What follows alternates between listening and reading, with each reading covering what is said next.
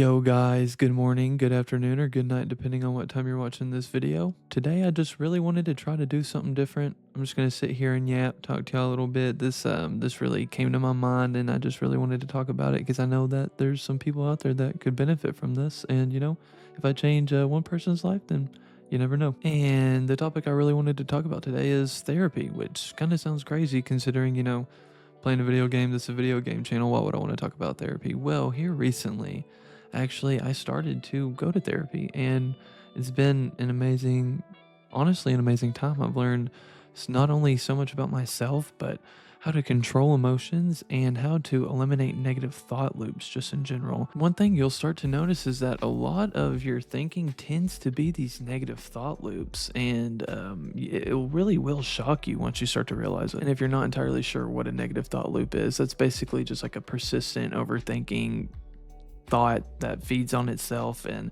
cycles throughout your brain that's very irrational, and it doesn't really give you the true like identity of your reality. And it's very easy to get lost in these and truly forget like positive thinking and having these positive feedback loops, because I know I did. It's really not fun. And one of the things that you'll start to realize in therapy is that you're going to be asking yourself these hard questions you never thought to even ask yourself before. Like, who am I influencing on a day-to-day basis with my actions? Who is influencing me? And why am I thinking the way I am? And why am I doing the things I'm doing? These are very intentional things to think about as a young adult, because it starts to help you develop your brain as you get older, and it starts to allow you to understand why you make these decisions that you do in your life and why you feel the way you do.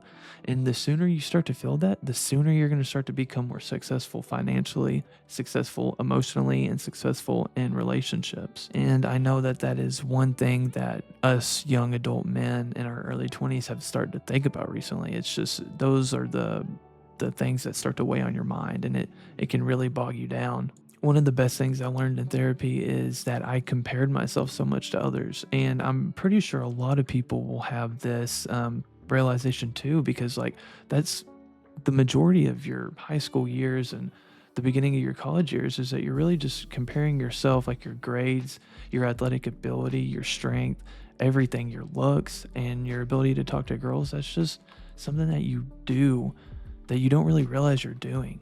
And that causes a lot of mental anguish. That takes up a lot of room in your mind that you could be using to explore other avenues of life. I know you've probably had this feeling. You wake up in the morning, you feel like you have so many things you want to do in that day, but you literally just have this weird feeling like you can't get yourself to do it. You feel so tired. You just feel like you can't move. You feel like you're just not successful. You feel worthless, basically. That's because you're not giving your mind a chance to rest. You're not ever giving yourself any sort of fulfillment. You're just always comparing yourself. You're not lazy, you're just tired, and you don't know how to get these negative thought loops out of your head. And I mean, that's most people in life. I would say that's most people's thinking process, and it sucks because like that's just the worst way to live. That is like the definition of the worst way to live. That is pessimistic behaviors, and that is going to actually genuinely shorten years off your life without you realizing it. So it's just very important to get these negative thoughts at the source. Like whenever you start to feel them happening, it's important to cut them out and realize that that is not your actual reality. That is not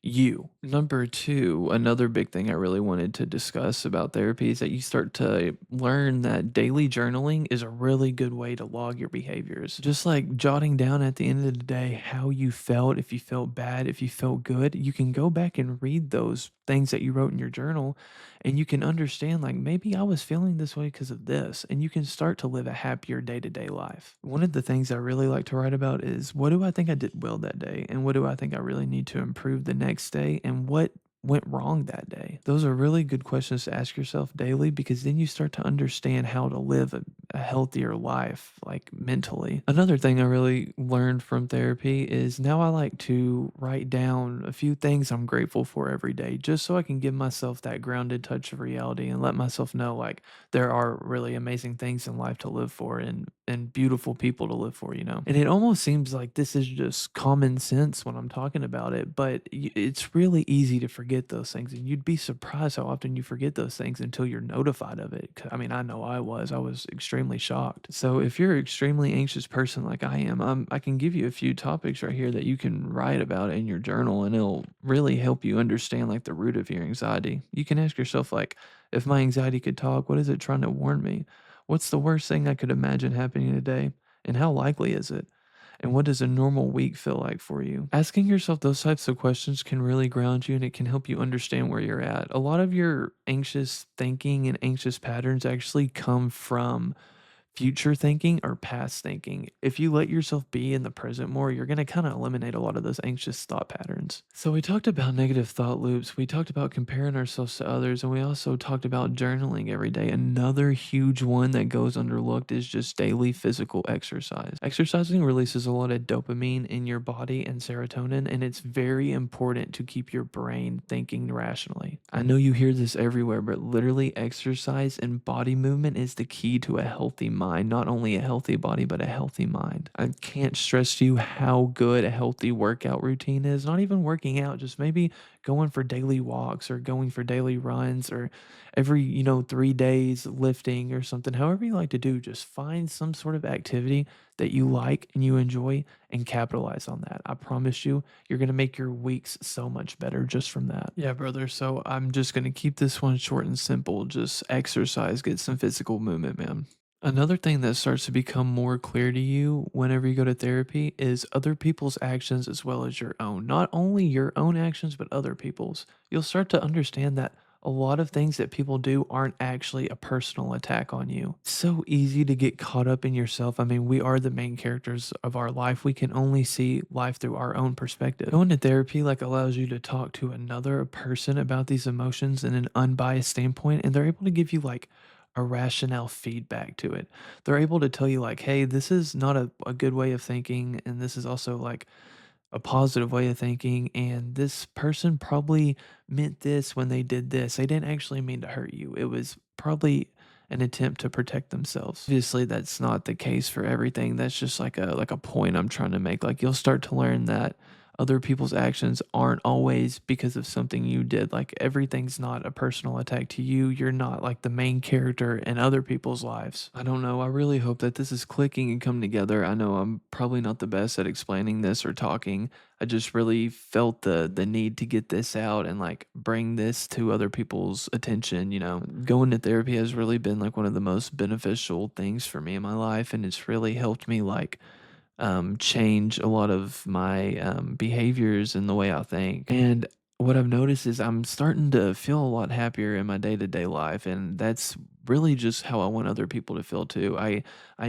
wouldn't necessarily call myself a depressed person, but I definitely know what it feels like to just feel like you have no motivation to do anything. And really, I just want to help y'all build a life that's worth living and worth waking up for. Another thing that you'll start to be taught in therapy is that a lot of your daily life is just habits. Like, everything you do is habitual and you don't even realize it. Like, a lot of the things you do, like waking up in the morning and brushing your teeth and eating breakfast, that is like something that's habitual. Like, it's been engraved in your brain since you were a kid. A lot of your thinking, whether that be positive or negative, is actually habitual. And that is a crazy thing to realize, that your body is just used to thinking these things. So, like, that's what it does. I don't know, pretty unique. I thought that was pretty cool learning that. It actually put a lot of things into perspective for me that actually helped me start to think a lot more positively. So, another thing is just building healthy habits. That one's hard though. I mean, that's gonna take some time. I'm still haven't gotten that one right. Like, man, like habits, oof, that is ridiculously hard. The last thing I wanted to bring up here that I really enjoyed learning from therapy is that you really just need to take the time to slow down and enjoy your hobbies. I felt like I was really forcing myself to play games or play guitar or go run or play soccer, just like things that I used to enjoy that are my hobbies, but I didn't find myself enjoying them. But after therapy, I learned that it's very important to enjoy those small moments and actually find joy in them, because that is like your hobbies are one of the main things that bring joy to your life. Yeah, so man, stop comparing yourself to others, form good habits, stop those negative thinking loops, journal daily, and working out and enjoying your hobbies is like one of the main things that you start to learn in therapy, and I really recommend it. Anyways, I really hope that y'all did enjoy this video. I hope that it came together for y'all and y'all were able to actually gain something from it. And hopefully I've convinced y'all to, go seek out some help and start therapy. I really just wanted to get this video out here, and honestly, I feel a lot better now that I did. So, yeah, that's really all I wanted to talk about. Hope you enjoyed this video. Hoping I can bring back some of the old glory days of YouTube, just sitting here with some Borderlands gameplay, talking to y'all, and let me know in the comments if y'all want to hear more. Anyways, have a good night, and I wish you the best of luck. Peace, man.